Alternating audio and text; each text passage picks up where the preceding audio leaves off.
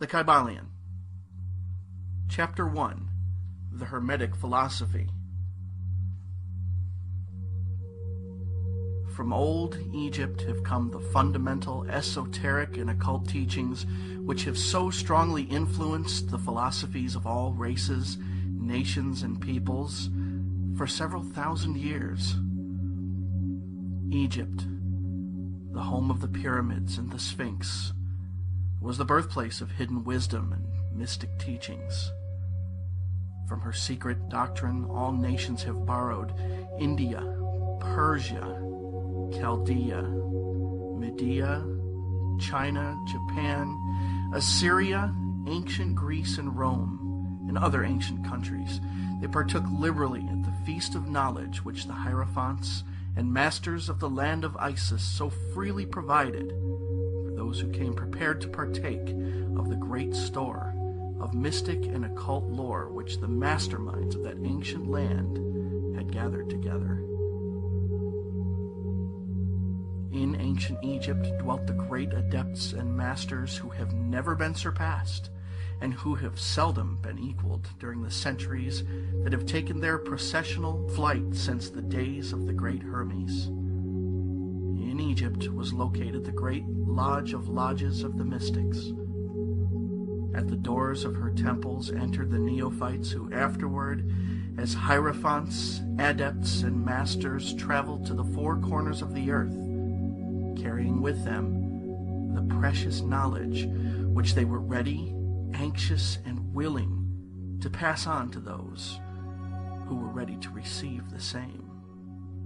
All students of the occult recognized the debt that they owed to these venerable masters of that ancient land.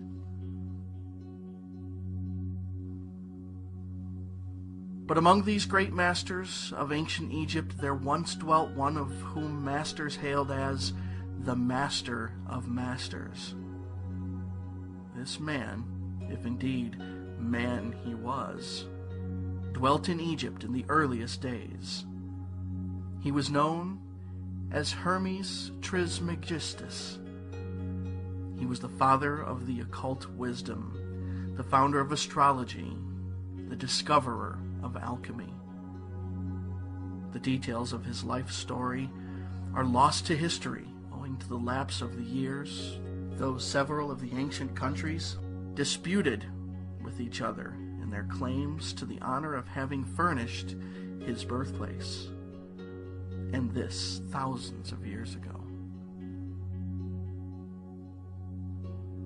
The date of his sojourn in Egypt, and that his last carnation on this planet, is not now known, but it has been fixed at the early days of the oldest dynasties of Egypt, long before the days of Moses. The best authorities regard him as a contemporary of Abraham, and some of the Jewish traditions go so far as to claim that Abraham acquired a portion of his mystic knowledge from Hermes himself. As the years rolled by after his passing from this plane of life, tradition recording that he lived 300 years in the flesh, the Egyptians deified Hermes and made him one of their gods under the name of Thoth. Years after, the people of ancient Greece also made him one of their many gods, calling him Hermes, the god of wisdom.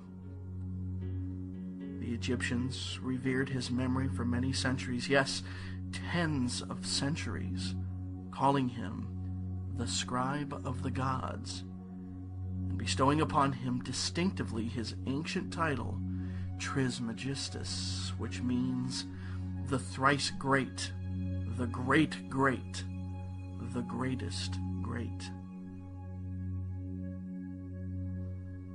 In all the ancient lands, the name of Hermes Trismegistus was revered, the name being synonymous with the fount of wisdom.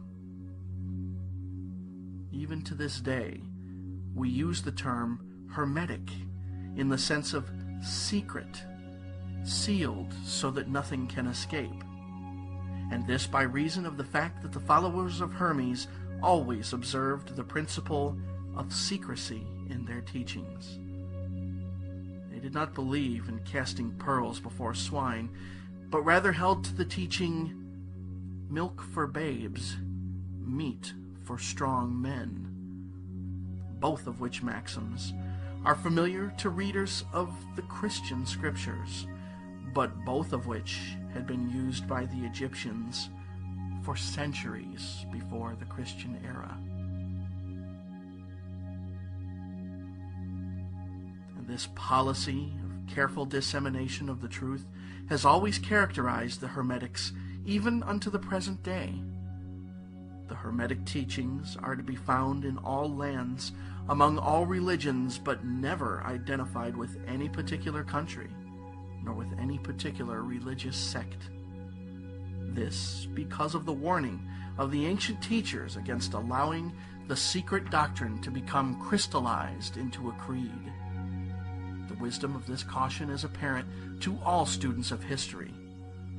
The ancient occultism of India and Persia degenerated and was largely lost owing to the fact that the teachers became priests, and so mixed theology with the philosophy, the result being that the occultism of India and Persia has been gradually lost amidst the mass of religious superstition, cults, creeds, and gods.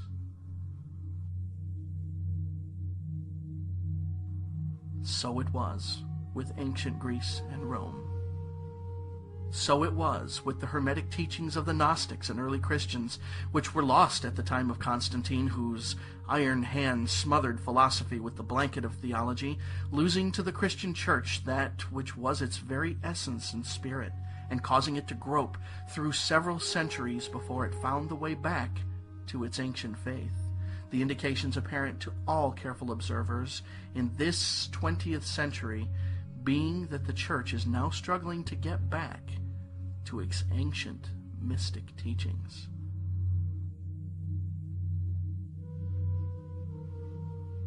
But there were always a few faithful souls who kept alive the flame, tending it carefully, not allowing its light to become extinguished.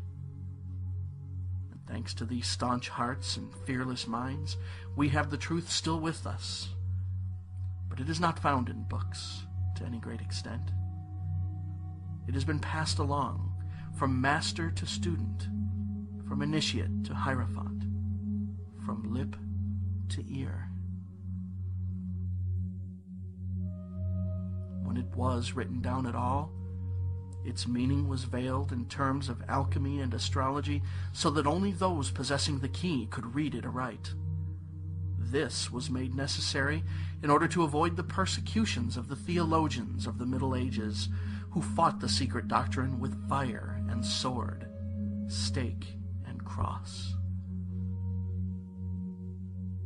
Even to this day there will be found but few reliable books on the Hermetic philosophy, although there are countless references to it in many books written on various phases of occultism. And yet, the Hermetic philosophy is the only master key which will open all the doors of the occult teachings. In the early days, there was a compilation of certain basic Hermetic doctrines passed on from teacher to student, which was known as the Kybalion, the exact significance and meaning of the term having been lost for several centuries. This teaching, however, is known to many to whom it has descended, from mouth to ear, on and on through the centuries. Its precepts have never been written down or printed, so far as we know. It was merely a collection of maxims, axioms, and precepts, which were non-understandable to outsiders, but which were readily understood by students, after the axioms, maxims, and precepts had been explained and exemplified by the Hermetic initiates to their neophytes. These teachings really constituted the basic principles of the art of Hermetic alchemy, which, contrary to the general belief, dealt in the mastery of mental forces rather than material elements, the transmutation of one kind of mental vibration into another, instead of the changing of one kind of metal into another. The legends of the philosopher's stone, which would turn base metal into gold, was an allegory relating to Hermetic philosophy, readily understood by all students of true Hermeticism. In this little book, of which this is the first lesson, we invite our students to examine into the Hermetic teachings as set forth in the Kybalion, and as explained by ourselves, humble students of the teachings, who, while bearing the title of initiates, are still students at the feet of Hermes, the Master. We herein give you many of the maxims, axioms, and precepts of the Kybalion, accompanied by explanations and illustrations which we deem likely to render the teachings more easily comprehended by the modern student, particularly as the original text is purposely veiled in obscure terms. The original maxims, axioms, and precepts of the Kybalion are printed herein in quotation marks, the proper credit being given. Our own work is printed in the regular way, in the body of the work, and we trust that the many students to whom we now offer this little work will derive as much benefit from the study of its pages as have the many who have gone on before, treading the same path to mastery throughout the centuries that have passed since the time of Hermes Trismegistus, the Master of Masters, the Great.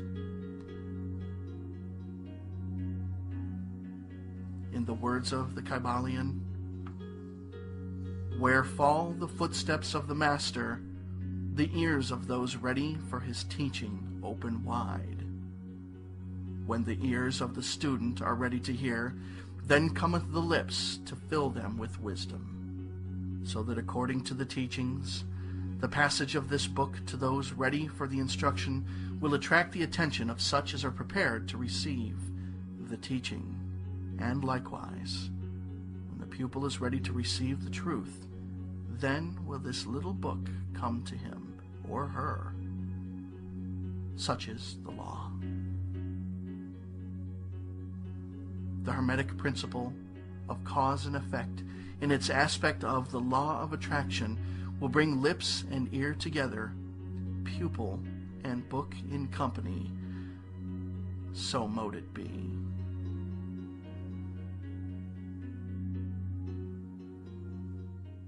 The Kybalion, Chapter 2, The 7 Hermetic Principles. A quote from the Kybalion, "The principles of truth are 7. He who knows these understandingly possesses the magic key before whose touch all the doors of the temple fly open."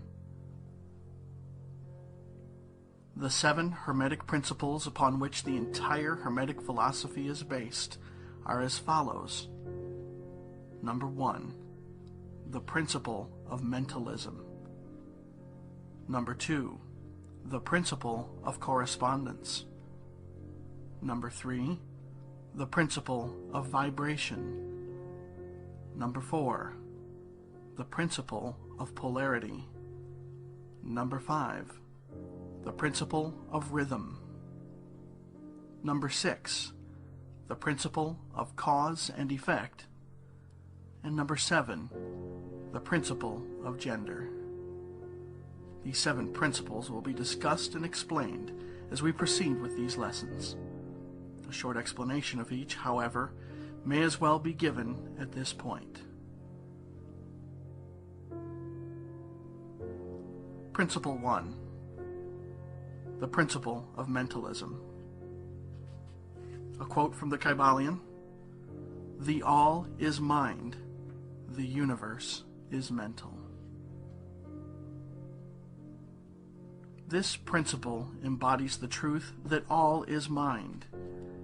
It explains that the all, which is the substantial reality underlying all the outward manifestations and appearances which we know in terms of the material universe, the phenomenon of life, matter, energy, and in short, all that is apparent to our material senses, is spirit, which in itself is unknowable and undefinable, but which may be considered and thought of as a universal, infinite, living mind. It also explains that all the phenomenal world or universe is simply a mental creation of the all, subject to the laws of created things, and that the universe as a whole and in its parts or units has its existence in the mind of the all, in which mind we live and move and have our being. This principle, by establishing the mental nature of the universe, easily explains all of the varied mental and psychic phenomena that occupy such a large portion of the public attention, and which, without such explanation, are non-understandable and defy scientific treatment.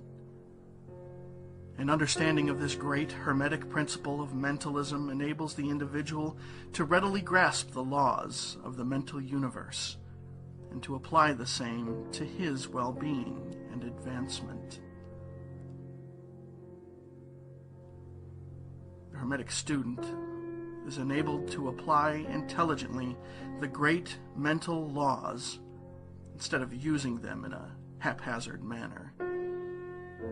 With the master key in his possession, the student may unlock the many doors of the mental and psychic temple of knowledge and enter the same freely and intelligently. This principle explains the true nature of energy, power, and matter, and why and how all these are subordinate to the mastery of mind.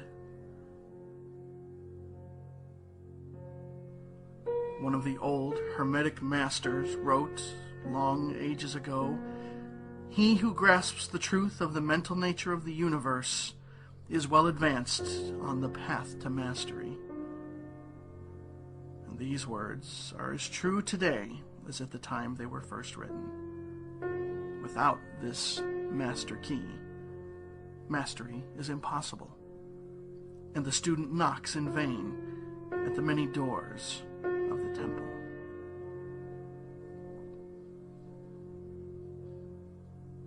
Principle number 2. The principle of correspondence.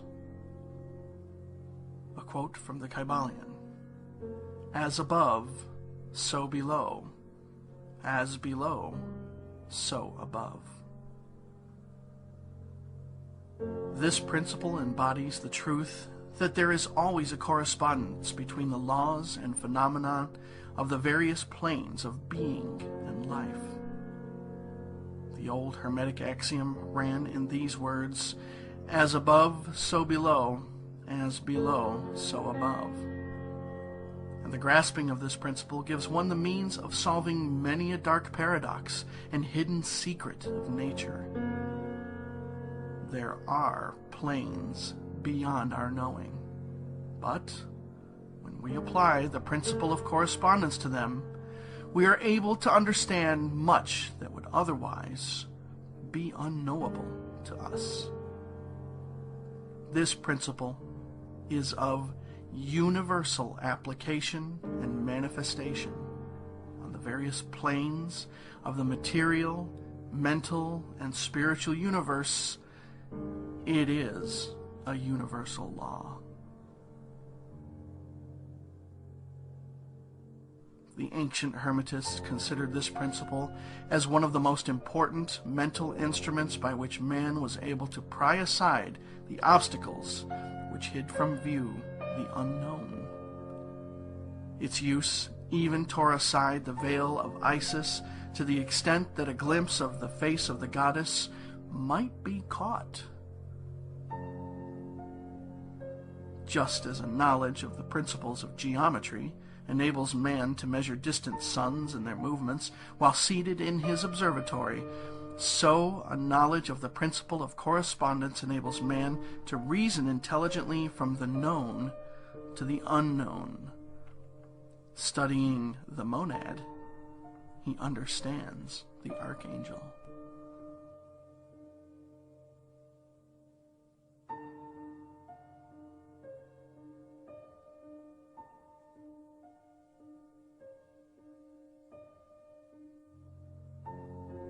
principle number 3, the principle of vibration. This principle embodies the truth that everything is in motion, everything vibrates, nothing is at rest. Facts which modern science endorses, and which each new scientific discovery tends to verify. And yet, this Hermetic principle was enunciated thousands of years ago by the masters of ancient Egypt. This principle explains that the differences between different manifestations of matter, energy, mind, and even spirit result largely from varying rates of vibration. From the all, which is pure spirit, down to the grossest form of matter, all is in vibration. The higher the vibration, the higher the position in the scale. The vibration of a spirit is at such an infinite rate of intensity and rapidity that it is practically at rest, just as a rapidly moving wheel seems to be motionless. And at the other end of the scale, there are gross forms of matter whose vibrations are so low as to seem at rest. Between these poles, there are millions upon millions of varying degrees of vibration. From corpuscle and electron, atom and molecule, to worlds and universes, everything is in vibratory motion. This is also true on the planes of energy and force, which are but varying degrees of vibration, and also on the mental planes, whose states depend upon vibrations, and even on to the spiritual planes. An understanding of this principle with the appropriate formulas enables Hermetic students to control their own mental vibrations as well as those of others. The masters also apply this principle to the conquering of natural phenomenon in various ways. Says one of the old writers, "He who understands the principle of vibration has grasped the scepter of power."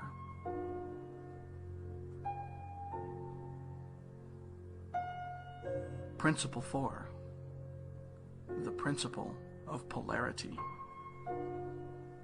This principle embodies the truth that everything is dual. Everything has two poles. Everything has its pair of opposites, all of which were old Hermetic axioms. It explains the old paradoxes that have perplexed so many, which have been stated as follows. Quote, "Thesis and antithesis are identical in nature, but different in degree," end quote. Opposites are the same, differing only in degree. The pairs of opposites may be reconciled. Extremes meet. Everything is and isn't at the same time. All truths are but half-truths. Every truth is half false. And there are two sides to everything, etc. It explains that in everything there are two poles, or opposite aspects, and that opposites are really only the two extremes of the same thing, with many varying degrees between them. To illustrate, heat and cold, although opposites, are really the same thing, the differences consisting merely of degrees of the same thing. Look at your thermometer. See if you can discover where heat terminates and cold begins. There is no such thing as absolute heat or absolute cold. The two terms heat and cold simply indicate varying degrees of the same thing, and that same thing which manifests as heat and cold is merely a form, variety, and rate of vibration. So heat and cold are simply the two poles of that which we call heat, and the phenomena attendant thereupon are manifestations of the principle of polarity. The same principle manifests in the case of light and darkness, which are the same thing, the difference consisting of varying degrees between the two poles of the phenomenon. Where does darkness leave off and light begin? What's the difference between large and small, between hard and soft, between black and white, between sharp and dull, between noise and quiet, between high and low, between positive and negative? The principle of polarity explains these paradoxes, and no other principle can supersede it. The same principle operates on the mental plane. Let us take a radical and extreme example, that of love and hate. Two mental states apparently totally different. And yet, there are degrees of hate and degrees of love, and a middle point in which we use the terms like or dislike, which shade into each other so gradually that sometimes we're at a loss to know whether we like or dislike, or neither. And all are simply degrees of the same thing, as you will see if you will but think for a moment. And more than this, and considered of more importance by Hermeticists, it is possible to change the vibrations of hate to the vibrations of love in one's own mind and in the minds of others. Many of you who hear these lines have had personal experiences of the involuntary rapid transition from love to hate, and the reverse, in your own case and that of others. And you will therefore realize the possibility of this being accomplished by the use of the will by means of the Hermetic formulas. Good and evil are but the poles of the same thing. The Hermeticist understands the art of transmuting evil into good by means of an application of the principle of polarity. In short, the art of polarization becomes a phase of mental alchemy known and practiced by the ancient and modern Hermetic masters. An understanding of the principle will enable one to change his own polarity, as well as that of others, if he will devote the time and study necessary to master the art.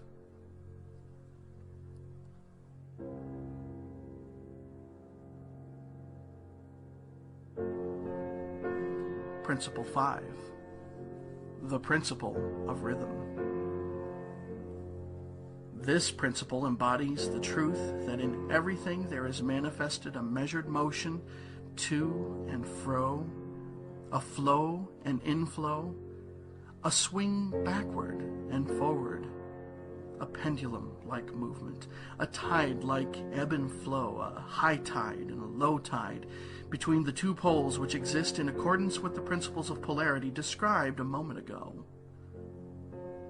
There is always an action and a reaction, an advance and a retreat, a rising and a sinking.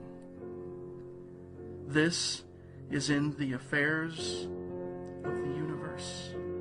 Suns, worlds, men, animals, mind, energy, and matter. This law is manifest in creation and destruction of worlds, in the rise and fall of nations, in the life of all things, and finally, in the mental states of man. And it is with this latter that the Hermetists find the understanding of this principle most important.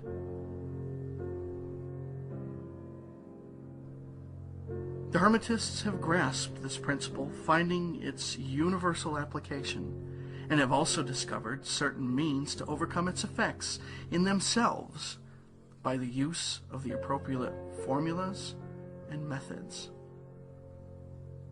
They apply the mental law of neutralization. They cannot annul the principle or cause it to cease its operation, but they have learned how to escape its effects upon themselves to a certain degree, depending upon the mastery of the principle. They have learned how to use it instead of being used by it. In this and similar methods consist the art of the Hermetist. The master of Hermetics polarizes himself at the point at which he desires to rest, and then neutralizes the rhythmic swing of the pendulum which would tend to carry him to the other pole.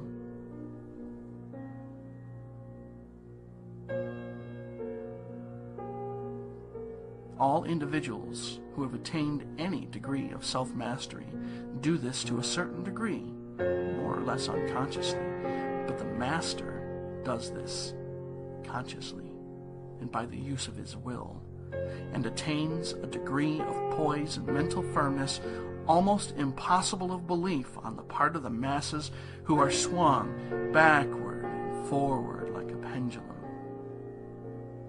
This principle and that of polarity have been closely studied by the Hermetists, and the methods of counteracting, neutralizing, and using them form an important part of the Hermetic mental alchemy.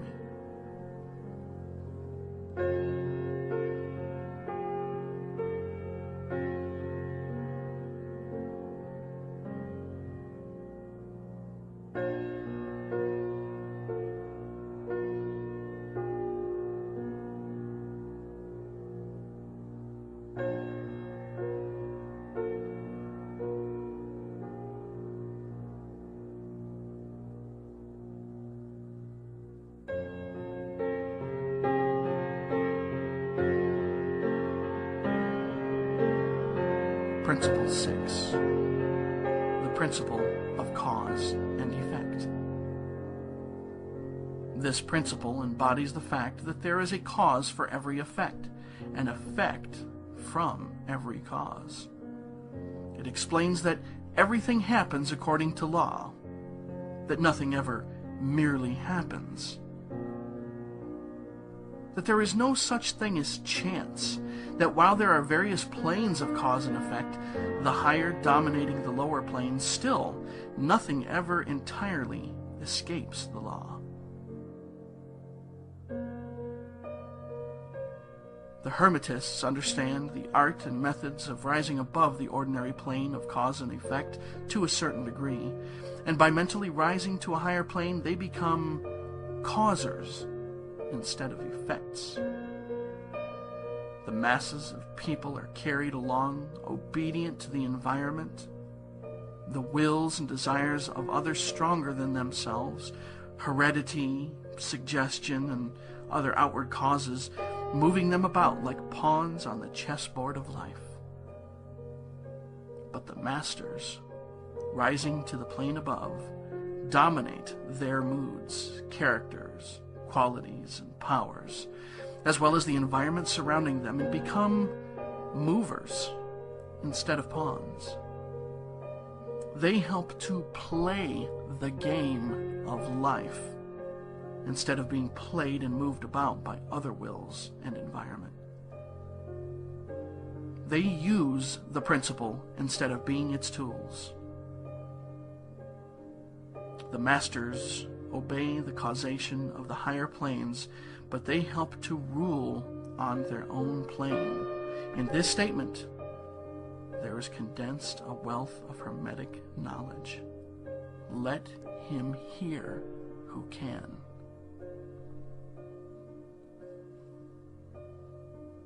Principle 7. The principle of gender. This principle embodies the truth that there is gender manifested in everything, the masculine and feminine principles ever at work.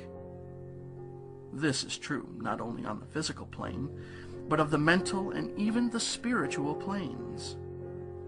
On the physical plane, the principle manifests as sex. On the higher planes, it takes higher forms, but the principle is ever the same.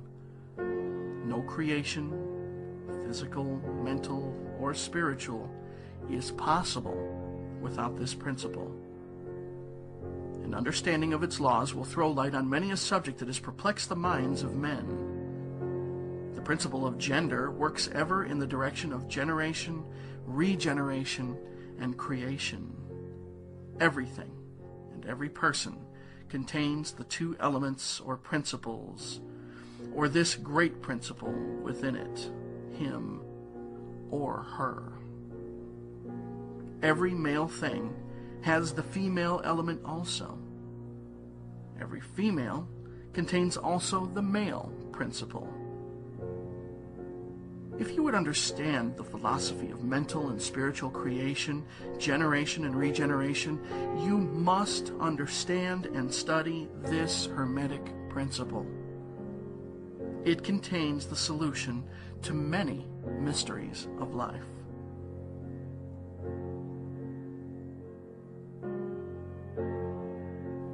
We caution you that this principle has no reference to the many base, pernicious, and degrading lustful theories, teachings, and practice which are taught under fanciful titles and which are a prostitution of the great natural principle of gender. Such base revivals of the ancient infamous forms of phallicism tend to ruin mind, body, and soul, and the Hermetic philosophy has ever sounded the warning note against these degraded teachings which tend towards lust, licentiousness, and perversion of nature's principles. If you seek such teachings, you must go elsewhere for them. Hermeticism contains nothing for you along these lines. To the pure, all things are pure. To the base, all things are base.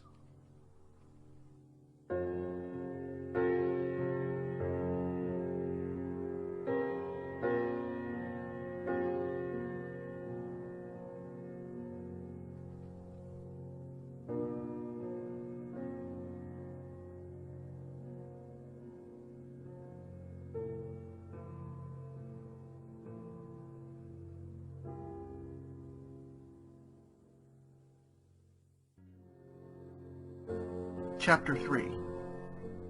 Mental Transmutation. A quote from the Kybalion.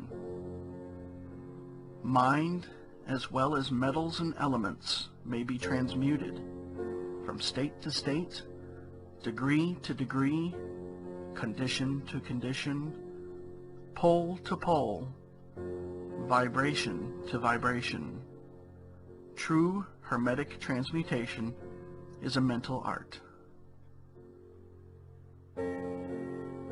As we have stated, the Hermetists were the original alchemists, astrologers, and psychologists, Hermes having been the founder of these schools of thought. From astrology has grown modern astronomy. From alchemy has grown modern chemistry. From the mystic psychology has grown the modern psychology of the schools. But it must not be supposed that the ancients were ignorant of that which the modern schools suppose to be their exclusive and special property. The records engraved on the stones of ancient Egypt show conclusively that the ancients had a full, comprehensive knowledge of astronomy, the very building of the pyramids showing the connection between their design and the study of astronomical science. Nor were they ignorant of chemistry, for the fragments of the ancient writings show that they were acquainted with the chemical properties of things. In fact, the ancient theories regarding physics are being slowly verified by the latest discoveries of modern science, notably those relating to the constitution of matter. Nor must it be supposed that they were ignorant of the so-called modern discoveries in psychology. On the contrary, the Egyptians were especially skilled in the science of psychology, particularly branches that the modern schools ignore, but which, nevertheless, are being uncovered under the name of psychic science, which is perplexing the psychologists of today and making them reluctantly admit that there may be something in it after all.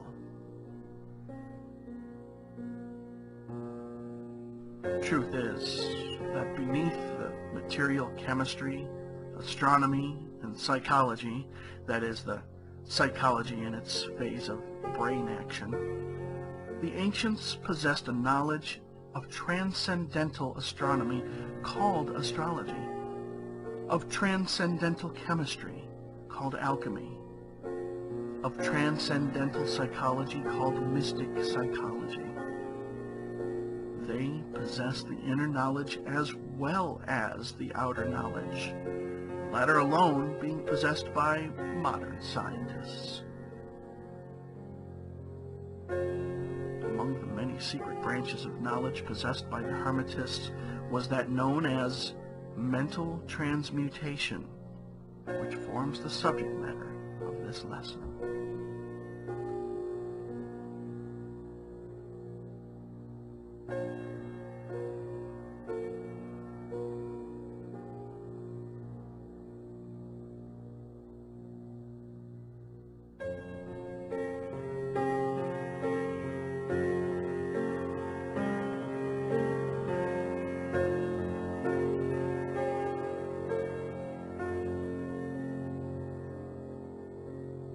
Transmutation is a term usually employed to designate the ancient art of the transmutation of metals, particularly of the base metals, into gold. The word transmute means to change from one nature, form, or substance into another, to transform, according to Webster's dictionary. And accordingly, mental transmutation means the art of changing and transforming mental states, forms, and conditions into others. So you may see that mental transmutation is the art of mental chemistry, if you like the term, a form of practical mystic psychology. But this means far more than appears on the surface. Transmutation, alchemy, or chemistry on the mental plane is important enough in its effects, to be sure. And if the art stopped there, it would still be one of the most important branches of study known to man. But this is only the beginning. Let's see why.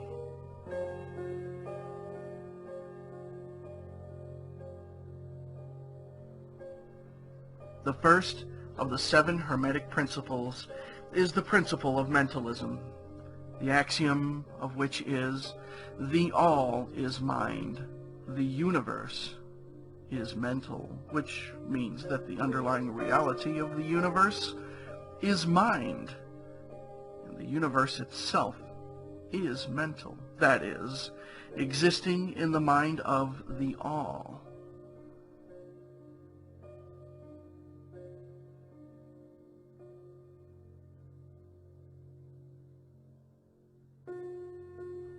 We shall consider this principle in succeeding lessons, but let us see the effect of the principle, if it be assumed to be true.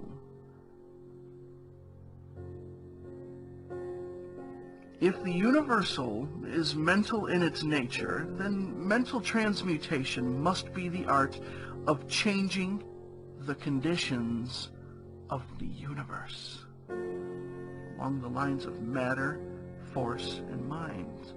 So you see, therefore, that mental transmutation is really the magic of which the ancient writers had so much to say in their mystical works, and about which they gave so few practical instructions.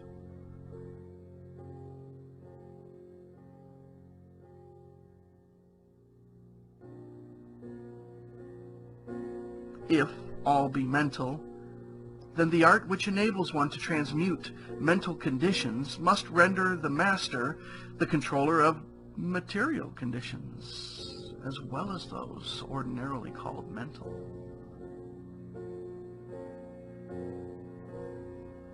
As a matter of fact, none but advanced mental alchemists have been able to attain the degree of power necessary to control the grosser physical conditions, such as the control of the elements of nature, the production or cessation of tempests, the production and cessation of earthquakes and other great physical phenomena. But that such men have existed and do exist today is a matter of earnest belief to all advanced occultists of all schools. That the masters exist and have these powers, the best teachers assure their students, having had experiences which justify them in such belief and statements. These masters do not make public exhibitions of their powers, but seek seclusion from the crowds of men in order to better work their way along the path of attainment. We mention their existence at this point merely to call your attention to the fact that their power is entirely mental and operates along the lines of the higher mental transmutation under the Hermetic principle of mentalism. The universe is mental, says the Kybalion.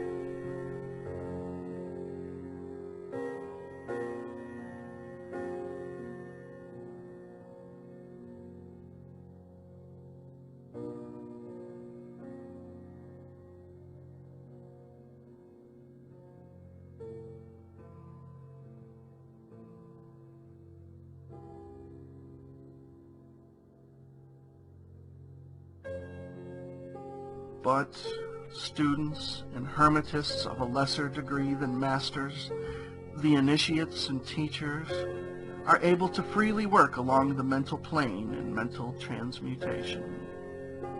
In fact, all that we call psychic phenomenon, mental influence, mental science, new thought phenomena, etc., operates along the same general lines. There is but one principle involved, no matter by what name the phenomenon be called. The student and practitioner of mental transmutation works among the mental plane, transmuting mental conditions, states, etc., into others according to various formulas, more or less efficacious. The various treatments, affirmations, denials, etc., of the schools of mental science are but formulas, often quite imperfect and unscientific, of the Hermetic art. The majority of modern practitioners are quite ignorant compared to the ancient masters, for they lack the fundamental knowledge upon which the work is based.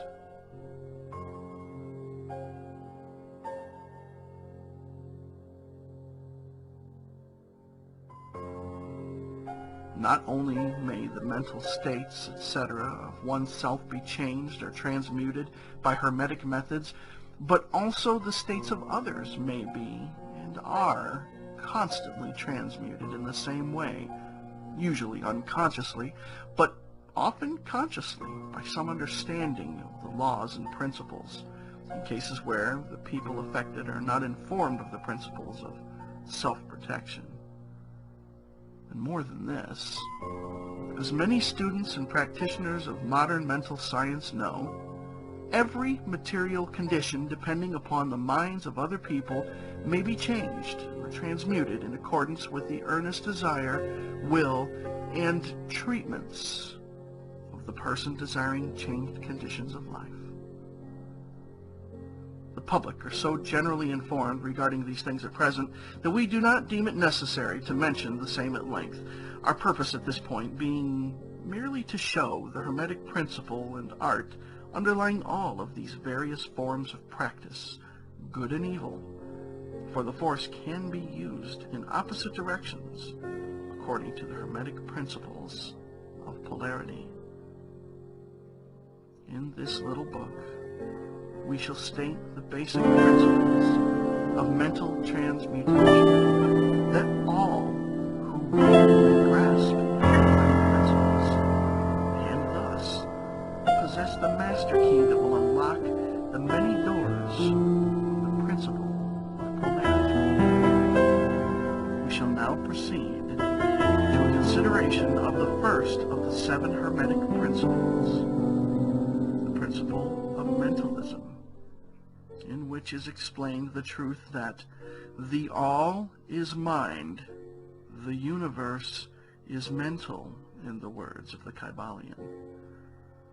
We ask the close attention and careful study of this great principle on the part of our students, for it is really the basic principle of the whole Hermetic philosophy and of the Hermetic art of mental transmutation.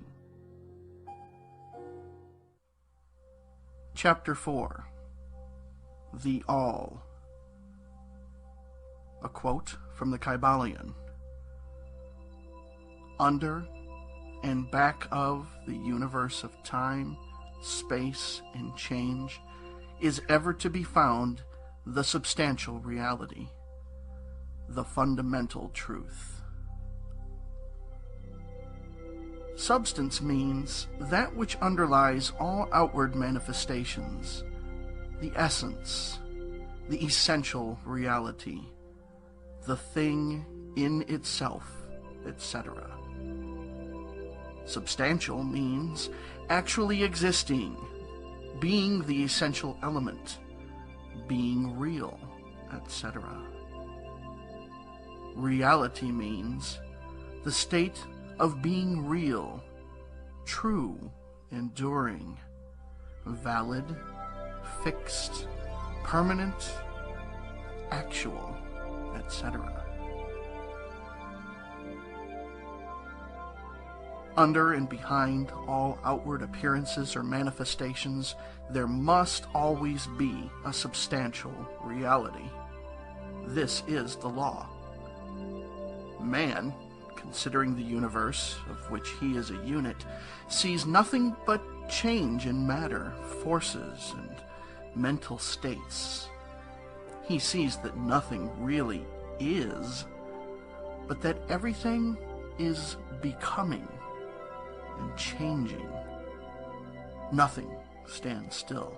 Everything is being born, growing, dying. The very instant a thing reaches its height, it begins to decline. The law of rhythm is in constant operation. There is no reality, enduring quality, fixity, or substantiality in anything. Nothing is permanent but change. He sees all things evolving from other things and resolving into other things, a constant action and reaction, inflow and outflow, building up and tearing down, creation and destruction, birth, growth, and death. Nothing endures but change. And if he be a thinking man, he realizes that all of these changing things must be but outward appearances or manifestations of some underlying power, some substantial reality. All thinkers, in all lands and in all times, have assumed the necessity for postulating the existence of this substantial reality. All philosophies worthy of the name have been based upon this thought. Men have given to this substantial reality many names. Some have called it by the term of deity under many titles. Others have called it the infinite and eternal energy. Others have tried to call it matter, but all have acknowledged its existence. It is self-evident. It needs no argument.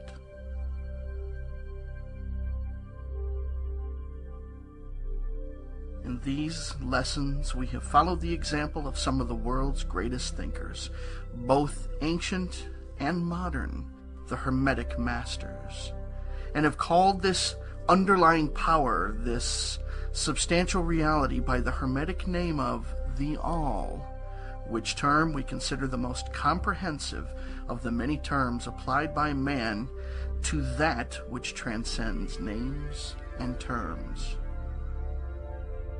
We accept and teach the view of the great Hermetic thinkers of all times, as well as those illumined souls who have reached higher planes of being, both of whom assert that the inner nature of the All is unknowable.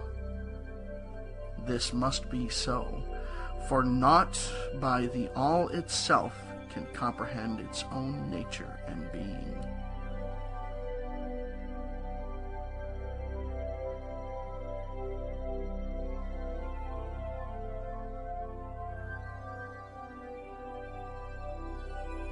The Hermetists believe and teach that the All in itself is and must ever be unknowable. They regard all the theories, guesses, and speculations of the theologians and metaphysicians regarding the inner nature of the All as but the childish efforts of mortal minds to grasp the secret of the infinite. Such efforts have always failed, and will always fail from the very nature of the task.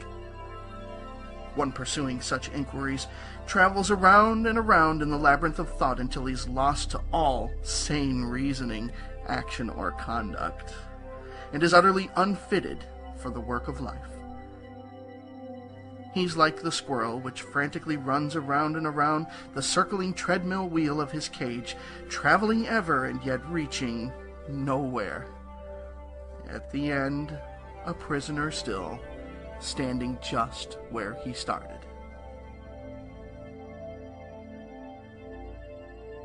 And still more presumptuous are those who attempt to ascribe to the All the personality, qualities, properties, characteristics, and attributes of themselves, ascribing to the All the human emotions, feelings, and characteristics, even down to the pettiest qualities of mankind, such as jealousy, susceptibility to flattery and praise, desire for offerings and worship, and all the other survivals from the days of the childhood of the race. Such ideas are not worthy of grown men and women, and are rapidly being discarded.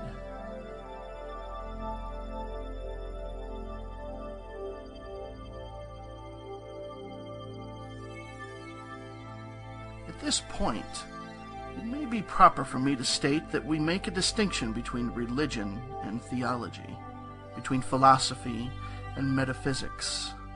Religion, to us, means that intuitional realization of the existence of the All and one's relationship to it, while theology means the attempts of men to ascribe personality, qualities, and characteristics to it, their theories regarding its affairs, will, desires, plans, and designs, and their assumption of the office of middlemen between the All and the people. Philosophy, to us, means the inquiry after knowledge of things knowable and thinkable, while metaphysics means the attempt to carry inquiry over and beyond the boundaries and into regions unknowable and unthinkable, and with the same tendency as that of theology. And, consequently, both religion and philosophy mean to us things having roots in reality, while theology and metaphysics seem like broken reeds rooted in the quicksands of ignorance and affording naught but the most insecure support for the mind or soul of man. We do not insist upon our students accepting these definitions. We mention them merely to show our position. At any rate, you shall hear very little about theology and metaphysics in these lessons. But while the essential nature of the all is unknowable, there are certain truths connected with its existence, which the human mind finds itself compelled to accept. And in examination of these reports, form a proper subject of inquiry, particularly as they agree with the reports of the illumined on higher planes. And to this inquiry we now invite you. The human reason, whose reports we must accept so long as we think at all, informs us as follows regarding the all, and that without attempting to remove the veil of the unknowable, number one, the all must be all that really is. There can be nothing existing outside of the all, else the all would not be the all. Number two, the all must be infinite, for is nothing else to define, confine, bound, limit, or restrict the all. It must be infinite in time or eternal. It must have always continuously existed, for there is nothing else to have ever created it, and something can never evolve from nothing. And if it had ever not been, even for a moment, it would not be now. It must continuously exist forever, for there is nothing to destroy it, and it can never not be, even for a moment, because something can never become nothing. It must be infinite in space. It must be everywhere, for there is no place outside of the all. It cannot be otherwise than continuous in space, without break, cessation, separation, or interruption. For there is nothing to break, separate, or interrupt its continuity, and nothing with which to fill in the gaps. It must be infinite in power, or absolute, for there is nothing to limit, restrict, restrain, confine, disturb, or condition it. It is subject to no other power, for there is no other power. Number three, the all must be immutable, or not subject to change in its real nature, for there is nothing to work changes upon it, nothing into which it could change, nor from which it could have been changed. It cannot be added to, nor subtracted from, increased nor diminished, nor become greater or lesser in any respect whatsoever. It must have always been and must always remain just what it is now, the all. There has never been, is not now, and never will be anything else into which it can change. The all, being infinite, absolute, eternal, and unchangeable, it must follow that anything finite, changeable, fleeting, and conditioned cannot be the all. And as there is nothing outside of the all, in reality, then any and all such finite things must be as nothing in reality. Now, do not become befogged nor frightened. We're not trying to lead you into the Christian Science field under the cover of Hermetic philosophy. There is a reconciliation of this apparently contradictory state of affairs. Be patient. We will reach it in time.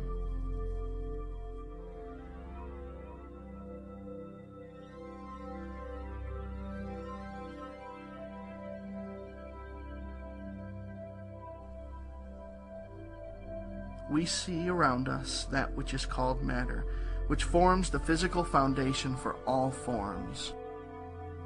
Is the all merely matter? Not at all. Matter cannot manifest life or mind, and as life and mind are manifested in the universe, the all cannot be matter, for nothing rises higher than its own source. Nothing is ever manifested in an effect that is not in the cause. nothing is evolved as a consequent that is not involved as an antecedent. And then, modern science informs us that there is really no such thing as matter. That, what we call matter, is merely interrupted energy or force. That is, energy or force at a low rate of vibration. As a recent writer has said, matter has melted into mystery. Even material science has abandoned the theory of matter and now rests on the basis of energy. Then is the all mere energy or force? Not energy or force as the materialists use the terms, for their energy and force are blind mechanical things devoid of life or mind. Life and mind can never evolve from blind energy or force, for the reason given a moment ago. Nothing can rise higher than its source. Nothing is evolved unless it is involved. Nothing manifests in the effect unless it is in the cause. And so, the all cannot be mere energy or force, for if it were, then there would be no such things as life and mind in existence. And we know better than that, for we're alive and using mind to consider this very question. And so are those who claim that energy or force is everything. What is there then higher than matter or energy that we know to be existent in the universe? Life and mind. Life and mind in all their varying degrees of unfoldment. Then, you ask, do you mean to tell us that the all is life and mind? Yes. And no. That is our answer. If you mean life and mind as we poor petty mortals know them, we say, no, the all is not that. But what kind of life and mind do you mean, you ask? The answer is living mind.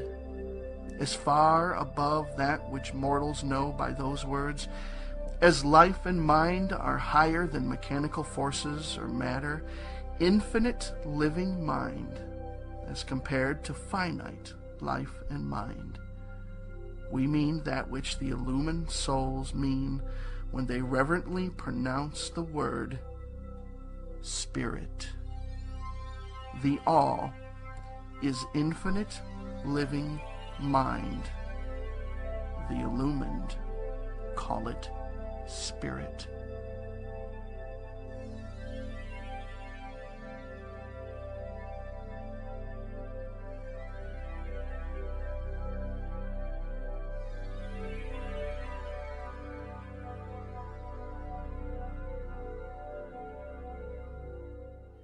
Chapter 5. The Mental Universe. A quote from the Kybalion. The universe is mental, held in the mind of the all. The all is spirit. But what is spirit? This question cannot be answered for the reason that its definition is practically that of the all, which cannot be explained or defined. Spirit is simply a name that men give to the highest conception of infinite living mind. It means the real essence. It means living mind as much superior to life and mind as we know them, as the latter are superior to mechanical energy and matter.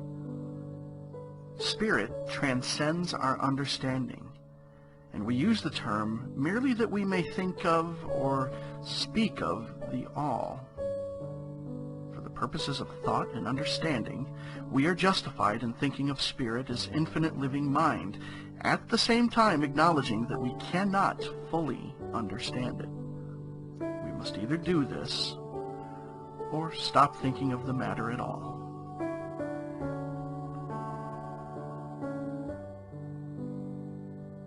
Let us us now proceed to a consideration of the nature of the universe as a whole and in its parts. What is the universe? We've all seen that there can be nothing outside of the all. Then, is the universe the all? No, this cannot be, because the universe seems to be made up of many and is constantly changing. In other ways, it doesn't measure up to the ideas that we are compelled to accept regarding the all, as stated in our last lesson. Then if the universe be not the all, then it must be nothing. Such is the inevitable conclusion of the mind at first thought. But this will not satisfy the question, for we are sensible of the existence of the universe. Then, if the universe is neither the all nor nothing, what can it be? Let us examine this question.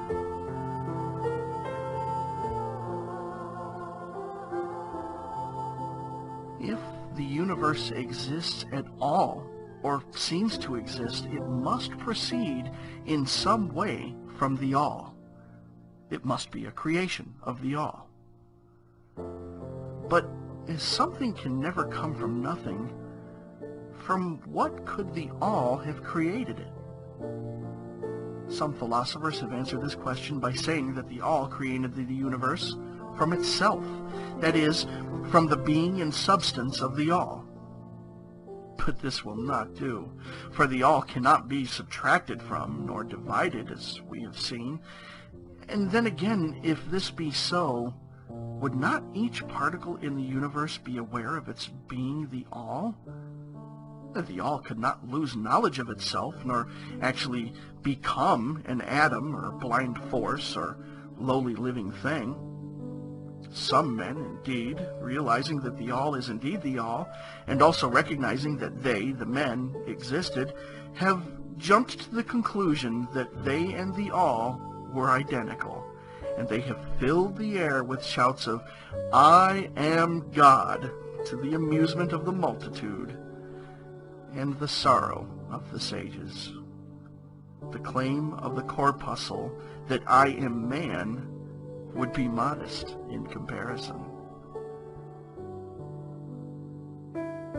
But what indeed is the universe if it be not the all, not yet created by the all, having separated itself into fragments?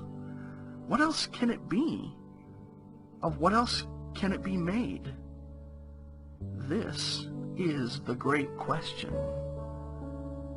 Let us examine it carefully. We find here that the principle of correspondence from Lesson 1 comes to our aid here. The old Hermetic axiom, "as above, so below," may be pressed into service at this point. Let us endeavor to get a glimpse of the workings on higher planes by examining those on our own. The principle of correspondence must apply to this as well as to other problems. Let us see. On his own plane of being, how does man create? Well, first he may create by making something out of outside materials, but this will not do, for there are no materials outside of the all with which it may create. Well, then, secondly, man procreates or reproduces his kind by the process of begetting, which is self-multiplication accomplished by transferring a portion of his substance to the offspring. But this will not do, because the all cannot transfer or subtract a portion of itself, nor can it reproduce or multiply itself. In the first place, there would be a taking away, and in the second case, a multiplication or addition to the all, both thoughts being an absurdity. Is there no third way in which man creates? Yes, there is. He creates mentally, and in doing so, he uses no outside materials, nor does he reproduce himself, and yet his spirit pervades the mental creation. Following the principle of correspondence, we are justified in considering that the All creates the universe mentally, in a manner akin to the process whereby man creates mental images. And here is where the report of reason tallies precisely with the report of the illumined, as shown by their teachings and writings. Such are the teachings of the wise men. Such was the teaching of Hermes.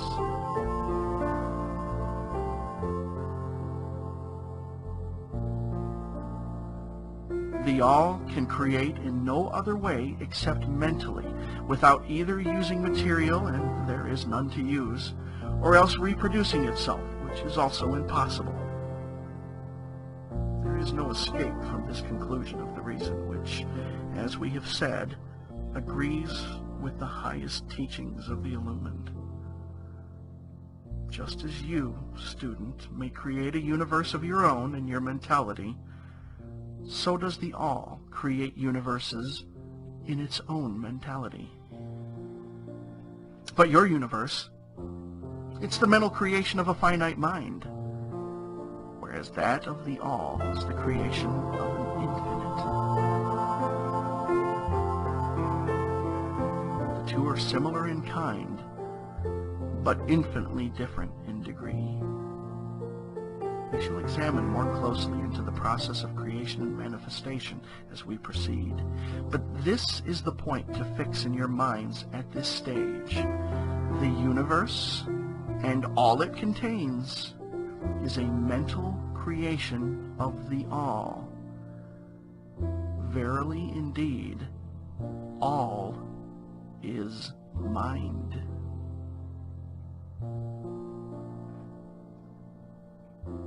A quote from the Kybalion. The All creates in its infinite mind countless universes which exist for eons of time, and yet to the All, the creation, development, decline, and death of 1,000,000 universes is as the time of the twinkling of an eye. The principle of gender, see Lesson 1 and other lessons to follow, is manifested on all planes of life, material, mental, and spiritual. But as we have said before, gender does not mean sex. Sex is merely a material manifestation of gender. Gender means relating to generation or creation. And wherever anything is generated or created on any plane, the principle of gender must be manifested. And this is true even in the creation of universes. Now, do not jump to the conclusion that we are teaching that there is a male and female God or creator. That idea is merely a distortion of the ancient teachings on the subject. The true teaching is that the All in itself is above gender, as it is above every other law, including those of time or space. It is the law from which the laws proceed, and it is not subject to them. But when the All manifests on the plane of generation or creation, then it acts according to law and principle, for it is moving on a lower plane of being, and consequently it manifests the principle of gender in its masculine and feminine aspects on the mental plane, of course. This idea may seem startling to some of you who hear it for the first time, but you have all really passively accepted it in your everyday conceptions. You speak of the fatherhood of God and the motherhood of nature, of God the Divine Father and nature the Universal Mother, and have thus instinctively acknowledged the principle of gender in the universe. Is this not so? But the Hermetic teaching does not imply a real duality. The All is one. The two aspects are merely aspects of manifestation. The teaching is that the masculine principle manifested by the All stands, in a way, apart from the actual mental creation of the universe. It projects its will toward the feminine principle, which may be called nature, whereupon the latter begins the actual work of the evolution of the universe, from simple centers of activity onto man, and then on and on still higher, all according to well-established and firmly enforced laws of nature. If you prefer the old figures of thought, you may think of the masculine principle as God, the Father, and of the feminine principle as Nature, the universal mother, from whose womb all things have been born. This is more than a mere poetic figure of speech. It is an idea of the actual process of the creation of the universe. But always remember that the all is but one, and that in its infinite mind, the universe is generated, created, and exists.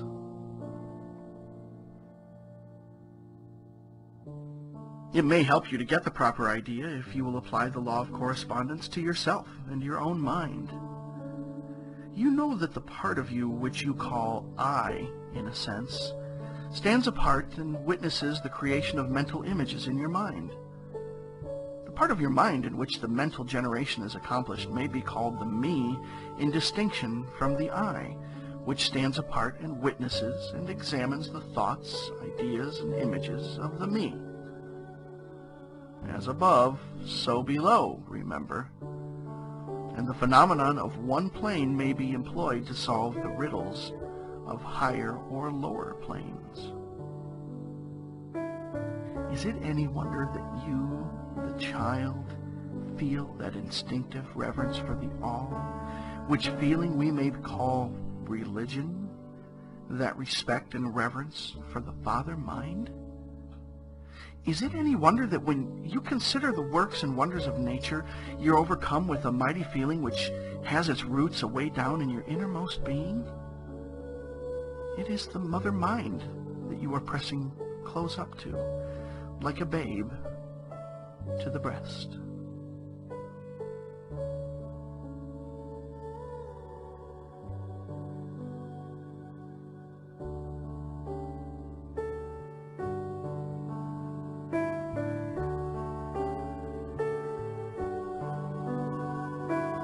Do not make the mistake of supposing that the little world you see around you, the earth, which is a mere grain of dust in the universe, is the universe itself. There are millions upon millions of such worlds, and greater. And there are millions and millions of such universes in existence within the infinite mind of the all. And even in our own little solar system, there are regions and planes of life far higher than ours, and beings compared to which we earthbound mortals are as the slimy life forms that dwell on the ocean's bed when compared to man. There are beings with powers and attributes higher than man has ever dreamed of the gods possessing, and yet these beings were once as you, and still lower. And you will be even as they, and still higher in time. For such is the destiny of man, as reported by the illumined. And death is not real, even in the relative sense. It is but birth to a new life, and you shall go on, and on, and on, to higher and still higher planes of life for eons upon eons of time.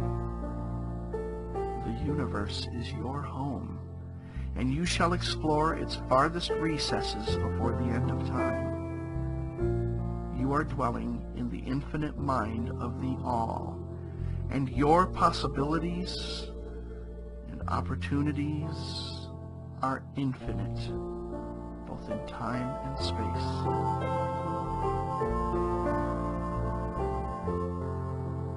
And at the end of the grand cycle of eons, when the all shall draw back into itself all of its creations, you will go gladly, for you will then be able to know the whole truth of being at one with the All. Such is the report of the illumined, those who have advanced well along the path.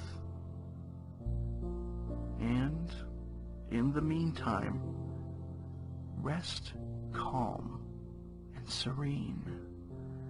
You are safe and protected by the infinite power of the Father, Mother, Mind.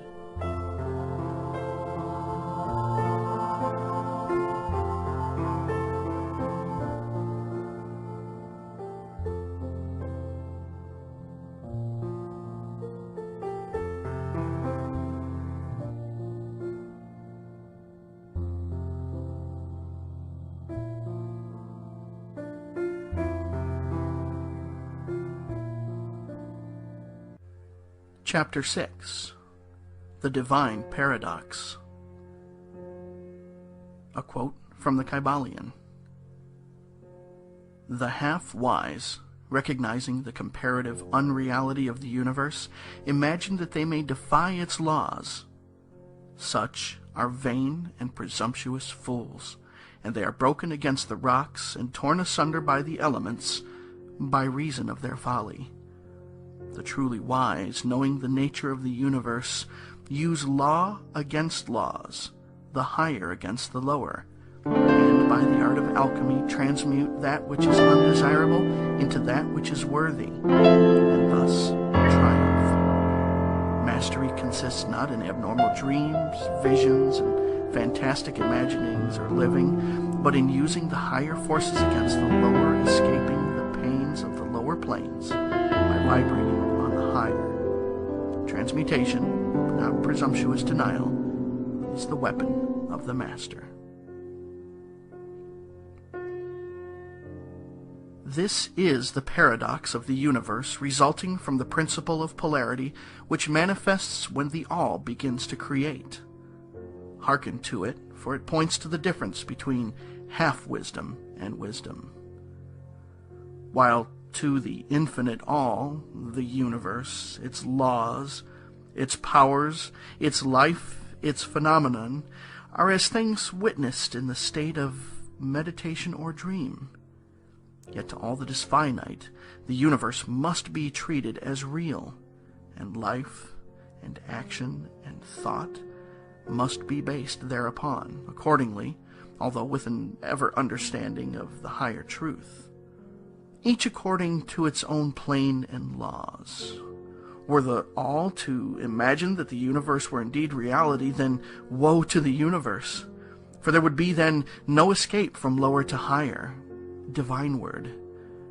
Then would the universe become a fixity, and progress would become impossible. And if man, owing to half-wisdom, acts and lives and thinks of the universe as merely a dream, akin to his own finite dreams, then indeed does it so become for him, and like a sleepwalker, he stumbles ever around and around in a circle, making progress, and being forced into an awakening at last by his falling, bruised, and bleeding over the natural laws, which he ignored. Keep your mind ever on the star, but let your eyes watch over your footsteps, lest you fall into the mire by reason of your upward gaze. Remember the divine paradox, that while the universe is not, still it is. Remember ever the two poles of truth, the absolute and the relative. Beware of half-truths. What Hermetists know as the law of paradox is an aspect of the principle of polarity.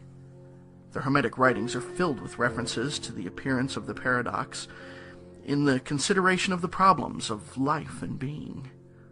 The teachers are constantly warning their students against the error of omitting the other side of any question, and their warnings are particularly directed to the problems of the absolute and the relative, which perplex all students of philosophy, and which cause so many to think and act contrary to what is generally known as common sense. And we caution all students to be sure to grasp the divine paradox of the absolute and relative, lest they become entangled in the mire of the half-truth. With this in view, this particular lesson has been written. Read it carefully. The first thought that comes to the thinking man after he realizes the truth that the universe is a mental creation of the all is that the universe and all that it contains is a mere illusion, an unreality, against which idea his instincts revolt. But this, like all other great truths, must be considered both from the absolute and the relative points of view. From the absolute viewpoint, of course, the universe is in the nature of an illusion, a dream, a phantasmagoria, as compared to the all in itself. We recognize this even in our ordinary view, for we speak of the world as a fleeting show that comes and goes, is born and dies. For the element of impermanence and change, finiteness and unsubstantiality, must ever be connected with the idea of a created universe when it is contrasted with the idea of the all, no matter what may be our beliefs concerning the nature of both. Philosopher, metaphysician, scientist, and theologian all agree upon this idea. The thought is found in all forms of philosophical thought and religious conceptions, as well as in the theories of the respective schools of metaphysics and theology. So, the Hermetic teachings do not preach the unsubstantiality of the universe in any stronger terms than those more familiar to you, although their presentation of the subject may seem somewhat more startling. Anything that has a beginning and an ending must be, in a sense, unreal and untrue, and the universe comes under the rule in all schools of thought. From the absolute point of view, there is nothing real except the all, no matter what terms we may use in thinking of or discussing the subject. Whether the universe be created of matter, or whether it be a mental creation of the mind of the all, it is unsubstantial, non-enduring, a thing of time, space, and change. We want you to realize this fact thoroughly before you pass judgment on the Hermetic conception of the mental nature of the universe. Think over any and all of the other conceptions and see whether this be not true of them.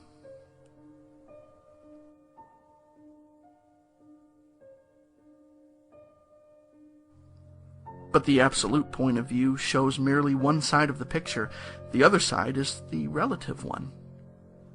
Absolute truth has been defined as things as the mind of God knows them, while relative truth is things as the highest reason of man understands them. And so, while to the all, the universe must be unreal and illusionary, a mere dream or result of meditation, nevertheless, to the finite minds forming a part of that universe and viewing it through mortal faculties, the universe is very real indeed, and must be so considered. In recognizing the absolute view, we must not make the mistake of ignoring or denying the facts and phenomena of the universe as they present themselves to our mortal faculties. We are not the all, remember. To take familiar illustrations, we all recognize the fact that matter exists to our senses. We will fare badly if we do not. And yet, even our finite minds understand the scientific dictum that there is no such thing as matter from a scientific point of view. That which we call matter is held to be merely an aggregation of atoms, which atoms themselves are merely a grouping of units of force called electrons or ions, vibrating and in constant circular motion. We kick a stone, and we feel the impact. It seems to be real, notwithstanding that we know it to be merely what we have stated above. But remember that our foot, which feels the impact by means of our brains, is likewise matter, so constituted of electrons, and for that matter, so are our brains, and, at the best, if it were not by reason of our mind, we would not know the foot or the stone at all. Then again, the ideal of the artist or sculptor, which he is endeavoring to reproduce in stone or on canvas, seems very real to him. So do the characters in the mind of an author or a dramatist, which he seeks to express so that others may recognize them. And if this be true in the case of our finite minds, what must be the degree of reality in the mental images created in the mind of the infinite? Oh, friends, to mortals this universe of mentality is very real indeed. It is the only one we can ever know. Though we rise from plane to plane, higher and higher in it. To know it otherwise, by actual experience, we must be the all itself. It is true that the higher we rise in the scale, the nearer to the mind of the Father we reach, the more apparent becomes the illusory nature of finite things. But not until the all finally withdraws us into itself does the vision actually vanish.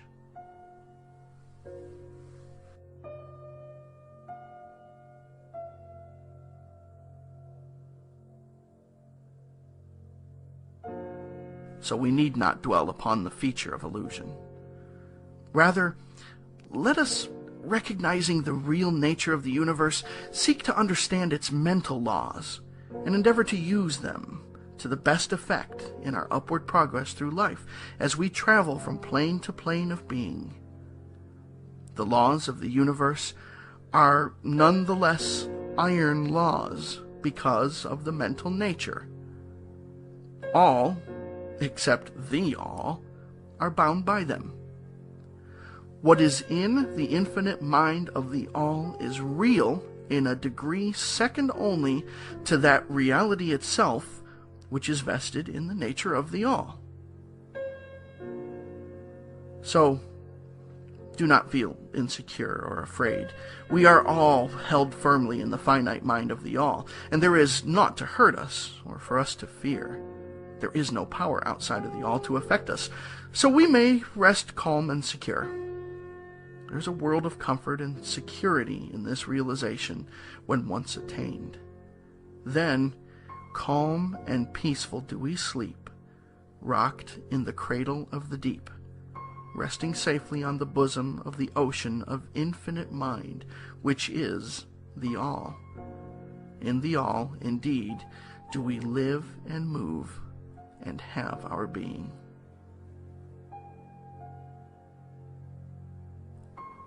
Matter is none the less matter to us, while we dwell on the plane of matter, although we know it to be merely an aggregation of electrons or particles of force vibrating rapidly and gyrating around each other in the formations of atoms.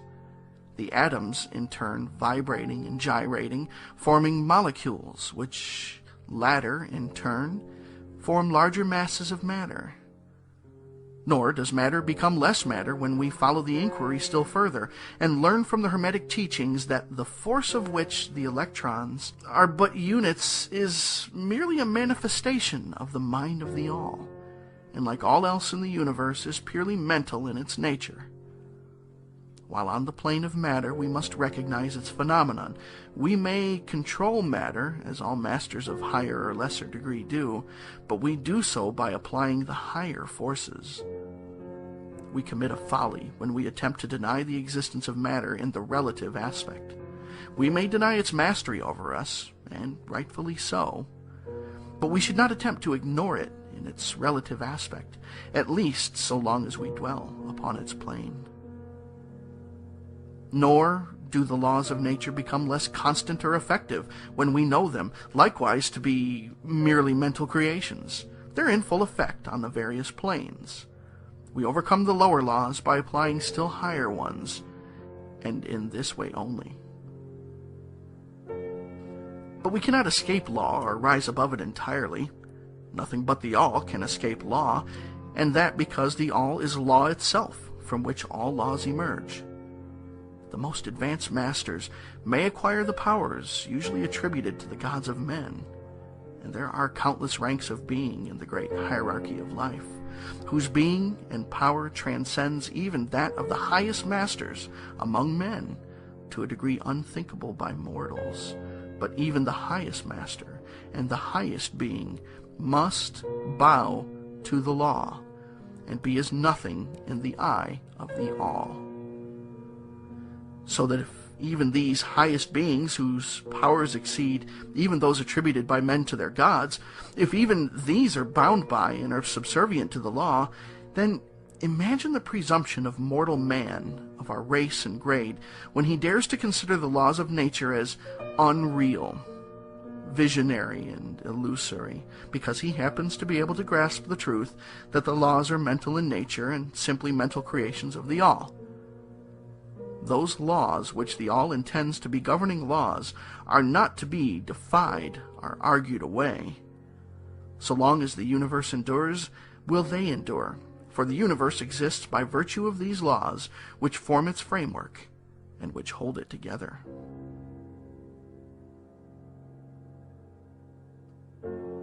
The Hermetic principle of mentalism, while explaining the true nature of the universe upon the principle that all is mental, does not change the scientific conceptions of the universe, life, or evolution. In fact, science merely corroborates the Hermetic teachings. The latter merely teaches that the nature of the universe is mental, while modern science has taught that it is material, or of late, that it is energy at the last analysis.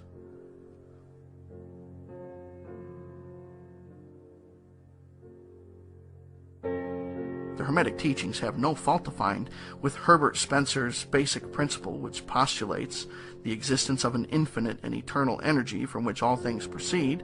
In fact, the Hermetics recognize in Spencer's philosophy the highest outside statement of the workings of the natural laws that have ever been promulgated, and they believe Spencer to have been a reincarnation of an ancient philosopher who dwelt in ancient Egypt thousands of years ago, and who later incarnated as Heraclitus, the Greek philosopher who lived in 500 before the Common Era. And they regard his statement of the infinite and eternal energy as directly in the line of the Hermetic teachings, always with the addition of their own doctrine that his energy is the energy of the mind of the all. With the master key of the Hermetic philosophy, the student of Spencer will be able to unlock many doors of the inner philosophical conceptions of the great English philosopher, whose work shows the results of the preparation of his previous incarnations. His teachings regarding evolution and rhythm are in almost perfect agreement with the Hermetic teachings regarding the principle of rhythm. So, the student of Hermetics need not lay aside any of his cherished scientific views regarding the universe. All he is asked to do is to grasp the underlying principle of the all is mind, the universe is mental, held in the mind of the all. He will find that the other 6 of the 7 principles will fit into his scientific knowledge and will serve to bring out obscure points and to throw light in dark corners. This is not to be wondered at when we realize the influence of the Hermetic thought on the early philosophers of Greece, upon whose foundations of thought the theories of modern science largely rest. The acceptance of the first Hermetic principle, mentalism, is the only great point of difference between modern science and Hermetic students, and science is gradually moving toward the Hermetic position in its groping in the dark for a way out of the labyrinth into which it has wandered in search for reality. The purpose of this lesson is to impress upon the minds of our students the fact that, to all intents and purposes, the universe and its laws and its phenomenon are just as real, so far as man is concerned, as they would be under the hypotheses of materialism or energism. Under any hypothesis, the universe in its outer aspect is changing, ever-flowing, and transitory, and therefore devoid of substantiality and reality. But, and note the other pole of the truth, under any of the same hypotheses, we are compelled to act and live as if the fleeting things were real and substantial.